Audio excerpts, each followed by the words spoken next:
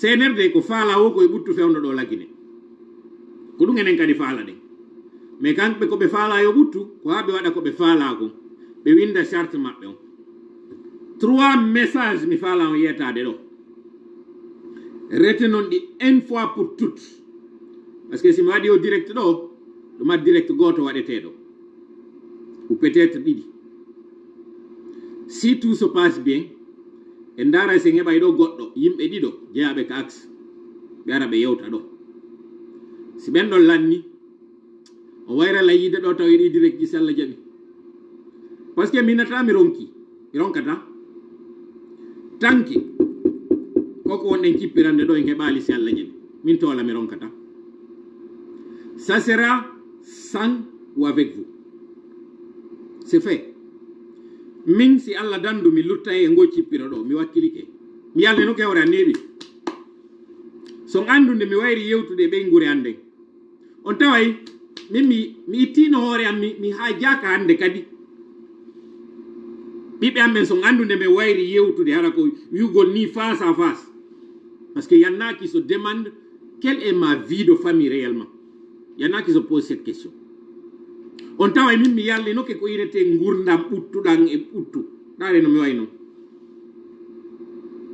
par ce que mi falaka janggo e janggo ɓe mi woni e yanganade ɗo ɓe ɓiɓɓe am yoɓe wiwen baba ko ɗum waɗanɗa hoore ma fiyo mene yo mi wiwmenen kadi komin guineɓe o yiiɗo photo lay mamadi ko juulide e ɓiɓɓe makko ɓen ɗo o yi coiffure ji ɗi ɓe ɓiɓɓe makko ɓe waɗi andi to noon préfet nanguɗo ɓiɗɗo goɗɗo kañum rasimo hoore nden wi ko nani goɗɗo doit comportorade joni noon mo andi on to ɓiɗɗo lay mamadi on kañum woni ce qui veut dire yawre nden ko yawre yimɓe ɓe na yawre amen dey menen o yawta ko men menen komin faala ko min waɗata on naɗɗa suye nde yawre ko an ittata ɗum na min to ko nde noon yawre wonlan e muusude min ko nde ɗo yawre mi tawiri ñande go mi yeyno ɗo tere jiya rowani na rowani en tant que tel yugol ngol neeɓi après binde ka coup d'état on waɗata ɗo soduɓe terrain jiɗi ɓe andi mi wowlaɗi ɗo no gasa il va se reconnaître ici parce que soduɓe terrain jiɗi gandali ko mi yeeyiɗi Kansi Gia j'avais 2 terrains là-bas contigui ɓay mi andi on tuma tan Alpha Condé ɓe fokkitanilan ɗin terrain ji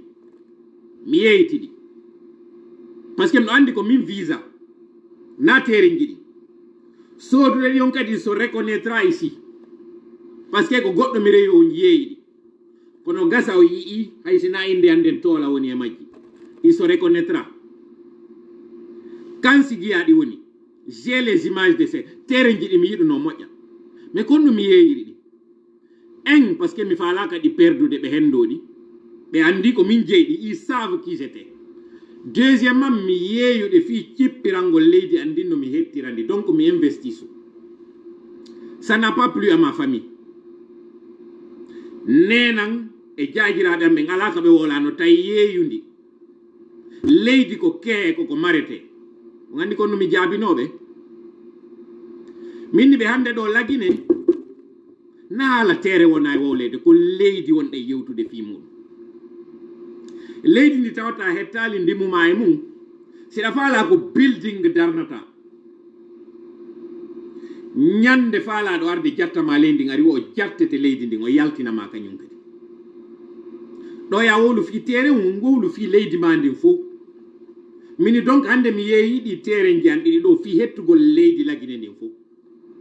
ce que vous ne savez pas et aux luttes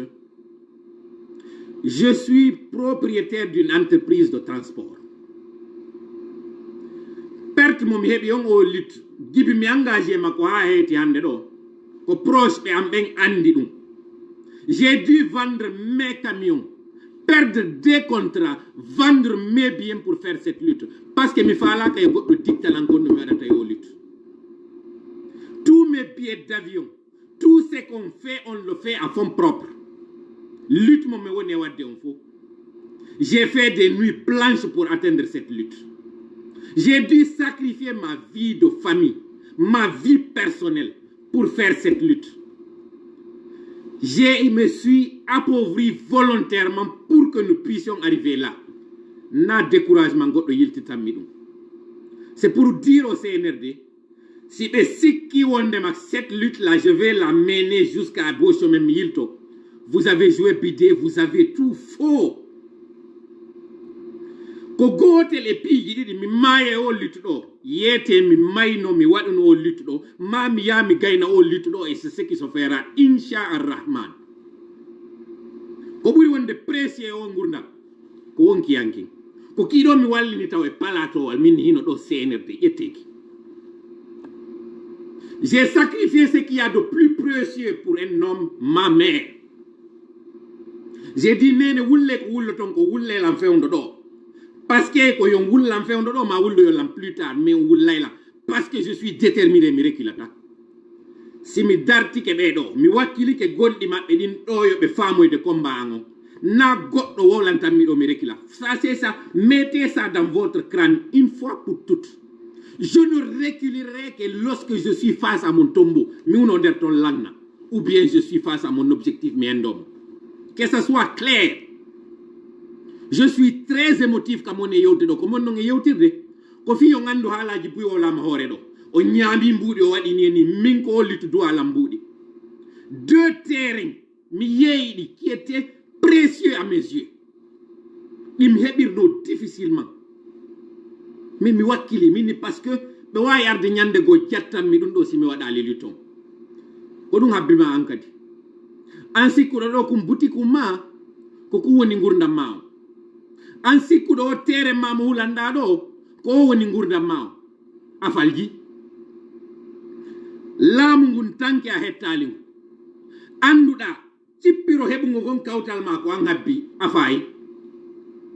Je vous dis si mi wolani on camion je jelu mi yeyi ici à l'étranger fiyo mi waɗugo cippiro on inna mi feeti mi feeta mayuɓe go'o ko wonkiji mum yeebi fiyo wonu ɗum ɗe jawle ɗo fof si Allah no niwni mi heɓitayɗe.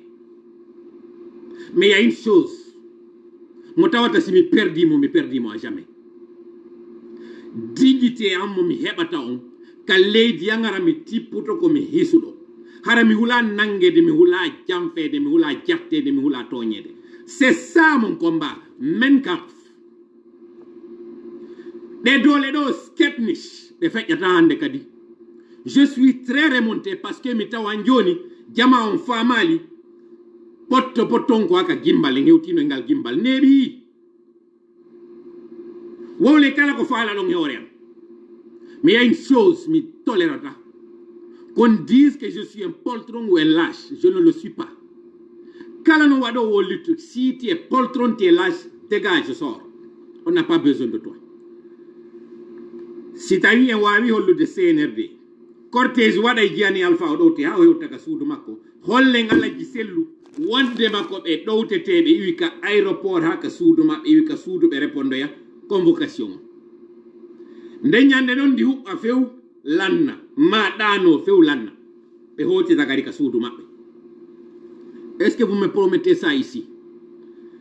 4323 ko yaltiti kon. Je veux que vous mettez dans les commentaires à la vie ou à la mort, la patrie. À la vie ou à la mort, la patrie. La patrie ou la mort. La patrie ou la mort. Donc, unis, solidaires, nous vaincrons.